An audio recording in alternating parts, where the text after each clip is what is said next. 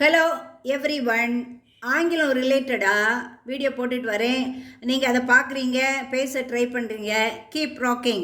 அதே மாதிரி ஒரு நல்ல கண்டென்ட்டோட இந்த வீடியோக்குள்ளே போகலாம். ஆங்கிலத்தின் ஆணிவேர் வேர்ப், அதில் மெயினாக உள்ளது பி ஃபார்ம். பி ஃபார்ம்னா எல்லாருக்குமே தெரியும். அது எதெல்லாம்னா ஆம், இஸ், ஆர், வாஸ், வேர். இன்னும் இப்போது நம்மளுடைய பெயர், வயது, வேலை, பாலினம் இதெல்லாம் சொல்லும்போதே ஆங்கிலத்தில் நம்ம வேர்ப் யூஸ் பண்ணுவோம். ஆனால் தமிழில் அங்கே வேர்பின் ஓசை இருக்காது. அதனால தான் நம்ம சில நேரங்களில் என்ன செய்கிறோம், கொஞ்சம் தடுமாறுறோம். அந்த தடுமாற்றத்தை போக்குறதுக்கு தான் இந்த வீடியோ. நம்மளுடைய பெயரை யாராவது கேட்கணுன்னா என்ன கேட்பாங்கன்னா, தமிழில் உன் பெயர் என்னன்னு கேட்பாங்க. அப்போ நீங்கள் என்ன சொல்வீங்க? என் பெயர் கலா. இதில் எங்கே வெர்ப் இருக்குது? வெர்பே இல்லை. ஆனால் இங்கிலீஷில் வேர்ப் இல்லாமல் ஒரு சென்டென்ஸையும் எழுத முடியாது. இப்போ இங்கிலீஷில் உன் பெயர் என்னன்னா நீங்கள் எப்படி கேட்பீங்க? What your name. இப்போ இங்கிலீஷ் டிரான்ஸ்லேட் நம்ம பண்ணோன்னா தமிழுக்கு தகுந்தபடி வாட்னா என்ன, அடுத்தது உன் பெயர் யுவர் நேம்னு போட்டுருவோம். ஆனால் இங்கிலீஷில் வேர்ப் வேணும். எங்கே தான் என்ன போடுவீங்கன்னா எஸ் போடுவீங்க. What is your name? உடனே என்ன சொல்கிறீங்க? தமிழில் என் பெயர் கலான்ட்டிங்க. இங்கிலீஷில் என்ன சொல்வீங்க? மை நேம், என்னுடைய பெயர் கலா. இப்படி எழுதிடலாமா? எழுதக்கூடாது. இங்கே என்ன எழுதணும்? அந்த பி ஃபார்ம் எழுதணும். அதுதான் என்னது? இஸ். மை நேம் இஸ் கலா. அடுத்தது உன்னுடைய வயசு எத்தனை அப்படின்னு கேட்டால் தமிழில் நீங்கள் என்ன சொல்வீங்க? என்னுடைய வயது 60 அல்லது உங்கள் வயசு எத்தனையோ அதை சொல்வீங்க. அடுத்தது அதை இங்கிலீஷில் கேட்கணுன்னா எப்படி கேட்பீங்க? What is your age? அப்போ இங்கே இந்த இஸ் வச்சு தான் அந்த கொஸ்டினை ஃப்ரேம் பண்ண முடியும். அல்லது ஹவ் ஓல்ட் ஆர் யூன்னு கேட்கலாம். அங்கே ஆன்சர் என்ன எழுதுறீங்க? My age is 60.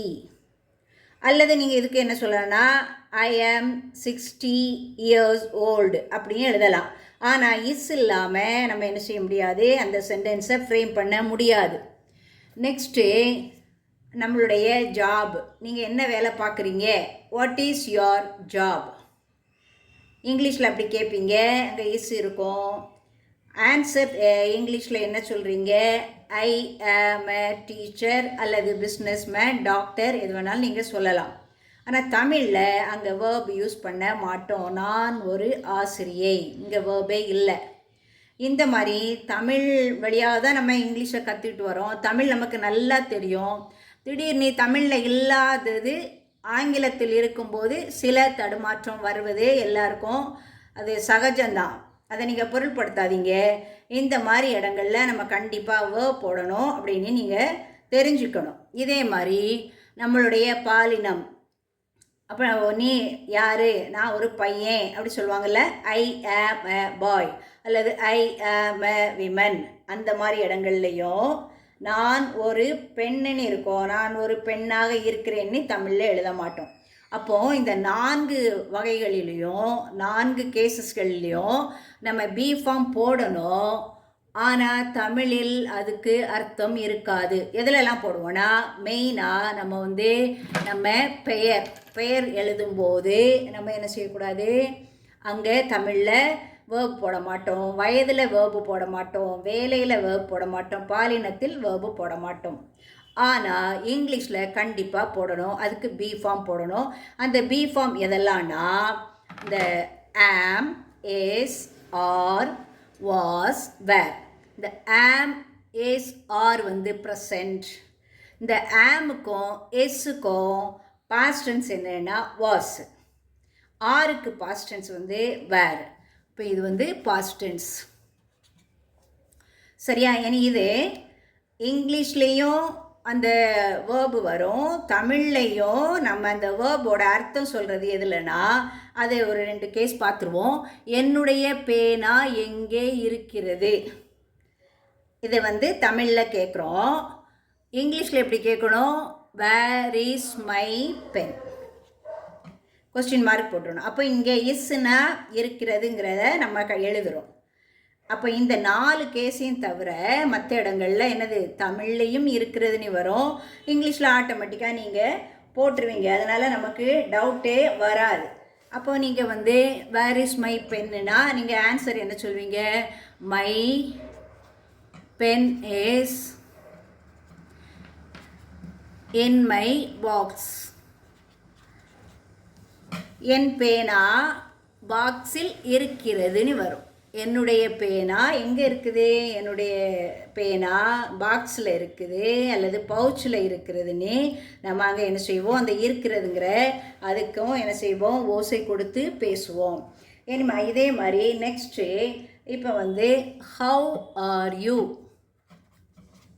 Have are you, how are யூன இங்கிலீஷ் கொஸ்டின்னு. தமிழில் இதுக்கு என்ன சொல்வோம்? நீ எப்படி இருக்க, நீ எப்படி இருக்கிறாய், எப்படி இருக்கிறாய் அப்படி கேட்கலாம். இது எழுத்து தமிழ், பேச்சு தமிழில் இருக்கான்னு கூட நம்ம கேட்போம். இருக்கிறாய் கொஸ்டின் மார்க் போடுவோம். இங்கே பாருங்கள் இருக்கிறாய் வருது. அப்போ இங்கிலீஷில் என்ன போடுவோம்? அதுக்கு ஆர் போடணும், ஆம் போடணும், இஸ் போடணும். அது எந்த பி ஃபார்ம் சூட் ஆகுமோ அதை போடணும். நீ எப்படி இருக்கானா நீங்கள் என்ன பதில் சொல்வீங்க? நான் நல்லா இருக்கேன், நான் நல்லா இருக்கேன் அப்படின்னு தமிழில் சொல்லிடுவீங்க. இங்கிலீஷில் என்ன சொல்வீங்க? ஐ ஆம் ஃபைன். சரியா? அப்போது இந்த கேசஸ்களில் அந்த இருக்கிறேனுங்கிறது ஓசையுடன் வரும், மற்ற கேசஸில் வரல. இப்போ இந்த டிஃப்ரென்ஸ் நீங்கள் தெரிஞ்சாலே நீங்களாகவே ஓனாக நிறைய சென்டென்ஸ் ஃப்ரேம் பண்ணிக்கலாம். அப்போ இங்கிலீஷ் பேசும்போதே எந்த வித தடுமாற்றமும் வராது. பி ஃபார்ம் சப்ஜெக்ட்டுக்கு தகுந்த மாதிரி எப்படி யூஸ் பண்ணணுங்கிறத இங்கே பார்த்துடலாம். முதல்ல நம்ம சப்ஜெக்ட் எல்லாத்தையும் ஞாபகம் வச்சுக்கணும். சப்ஜெக்ட் எதெல்லாம்னா அந்த 7 I, we, they, you, he, she, it. இப்போ ஐனா உங்களுக்கு தெரியும், நான். வீணா நாங்கள். தேனா அவர்கள், அவர்கள் அல்லது அவைகளும் வரும், அவைகள். யூக்கு நீ, நீங்கள். ஹீனா அவன், அவள், அது. இப்போ சப்ஜெக்ட் தெரிஞ்சாச்சு. இனி அடுத்தது இந்த பி ஃபார்ம் ஐக்கு என்ன வரும்னா ஆம். இந்த விக்கு என்ன போடணும்? ஆர். அதே மாதிரி தேக்கும் ஆர், யூக்கும் என்ன வரும்? ஆர் வரும். Next he, she, it. இந்த 3க்குமே என்ன தான் வரும்? எஸ் தான் வரும். இப்போ இது ப்ரெசண்ட். இனி இதோட பாஸ்ட். ஆம்புக்கு பாஸ்ட் டென்ஸ் வாஸ். ஆருக்கு பாஸ்ட் டென்ஸ் வேர். அப்போ இதுவும் ஆர் வருது, வேர், இதுவும் வேறு. அதே மாதிரி இந்த 3க்கும் எஸ்ஸுக்கு பாஸ்ட் டென்ஸு வாஸ். அப்படியே என்ன போட்டுக்கலாம்? ஷீக்கும் என்னது இஸ்ஸு, பாஸ்ட் டென்ஸ் வாஸ் தான். இனி அடுத்தது ஃப்யூச்சர்.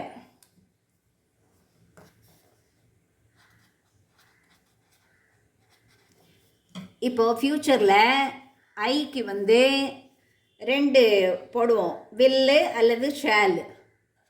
வில் ஆர் ஷேல் போட்டு பி. அதே மாதிரி தான் வீக்கும் வரும். வில் ஆர் ஷால் பின்னு வரணும்.